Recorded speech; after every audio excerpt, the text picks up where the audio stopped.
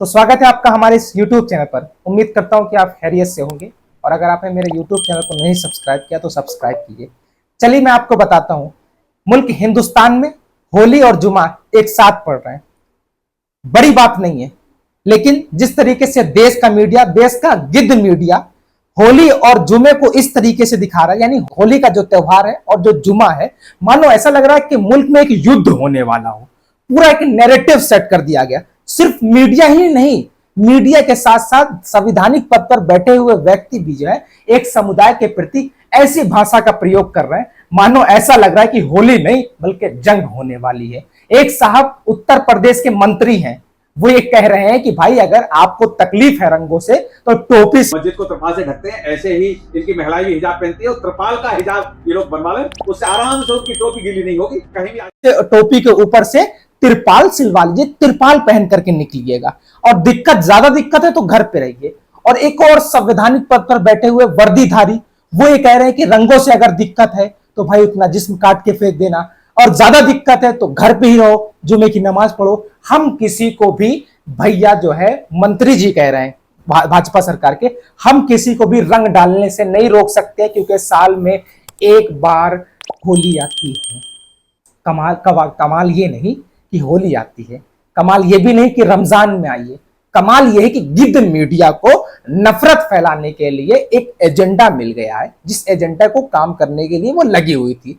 एक मुद्दा मिल चुका है और उस मुद्दे पे उन तमाम नफरती लोगों का, नफरती नेताओं का बयानबाजी आ रही है मुल्क में। मानो, मैं फिर से कह दूं, मानो ऐसा लग रहा है कि युद्ध होने वाला है। चलिए कोई बात नहीं।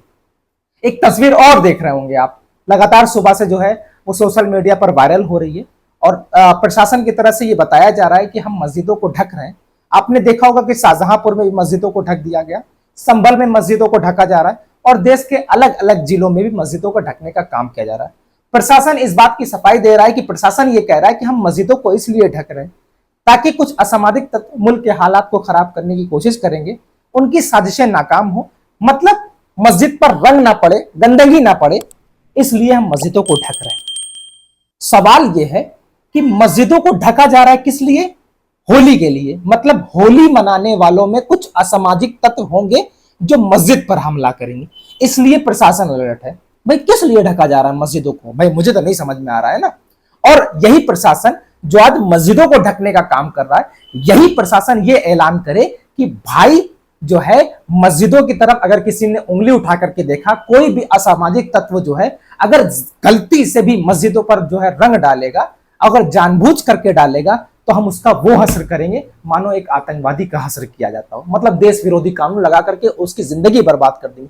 लेकिन प्रशासन ऐसा नहीं कर रहा है। प्रशासन ये कहे, प्रशासन उनको रोकने के बजाय क्या कर रहा है? मस्जिदों को ढकने का काम कर रहा है। सोचिए अगर उनको रोकने की प्रक्रिया बनाई जाती, उनके रोकने के लिए नियम कानून बनाए जाते होते, तो शायद जो है मस्जिदों को ढकने की जरूरत नहीं होती। फिर से कह दूं, ये हिंदुस्तान है। हिंदुस्तान में मुसलमान को ना होली से दिक्कत है और ना ही हमारे हिंदू भाइयों को रमजान से दिक्कत है।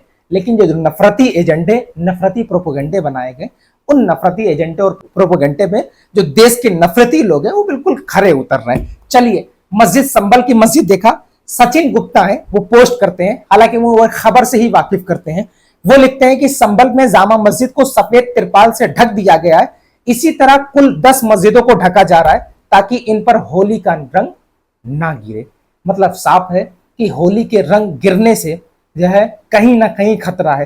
तो भाई सीधे सीधे ये ऐलान करो ना कि भाई मस्जिद पर होली का रंग नहीं डलना चाहिए ना, ये ऐलान किया जाए ना। मस्जिदों को ढकने का काम किया जा रहा है। देश में धार्मिक आजादी का कहीं हनन तो नहीं हो रहा? कहीं देश में धार्मिक आजादी की छीन तो नहीं जा रही है? क्या हो रहा है? चलिए मैं आपको बताता हूं। सुबह से कई फोटोज वायरल हुई।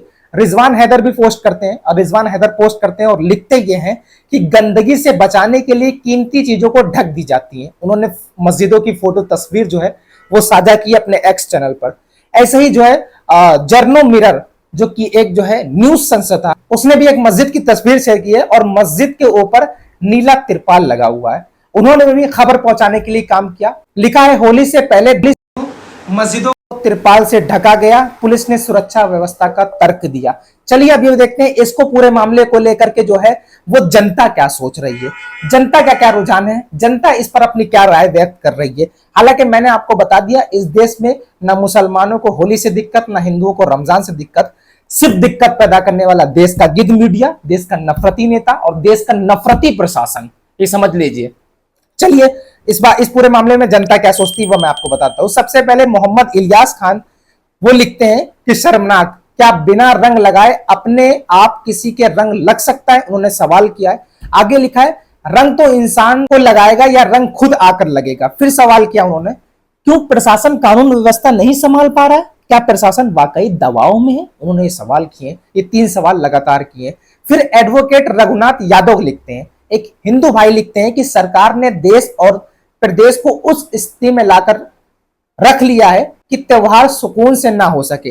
होली में मस्जिदों को ढको और बकरीद में मंदिर को ढको। क्या दौर आ गया है, राजनीति का कैसा तकाजा है कि हिंदू मुस्लिम का ना रहा, मुस्लिम हिंदू का ना रहा। मतलब उन्होंने देश के भाईचारे को जो खत्म किया गया है उस पर कहीं ना कहीं अपना जो है दुख व्यक्त किया है। फिर अरसान क्या लिखते हैं कि इससे बड़ा भाईचारा का मिसाल और क्या हो सकता है कि मुस्लिम मस्जिदों को तिरपाल से ढका जा रहा है फिर भी पत्थरबाज मुसलमान है। बहुत बड़ी बात लिखी उन्होंने, लिखा है कि इससे बड़ा भाईचारा का मिसाल और क्या हो सकता है, मुस्लिम मस्जिदों को तिरपाल से ढका जा रहा है और फिर भी पत्थरबाज मुसलमान है। वहीं रिजवान अहमद लिखते हैं कि अभी 20 दिन बाद ईद है और देश में किसी भी मंदिर को ढका नहीं जाएगा क्योंकि सबको पता है कि इस्लाम के मानने वाले बड़े शांतिपूर्ण अपना त्योहार मनाते हैं, दूसरे धर्म के धर्म स्थलों पर जाकर के मुजरा नहीं करते हैं। वहीं जो है ऋषि चौधरी हमारे हिंदू भाई लिखते हैं कि पहली बार ऐसा लग रहा है कि जैसे त्योहार नहीं कोई युद्ध होने वाला है। अरे भाई सब मिलजुल कर खुशी खुशी अपना अपना त्योहार मनाओ। दोनों तरफ के कट्टरपंथियों ने जनता और देश को बर्बाद करने का ठेका ले रखा है।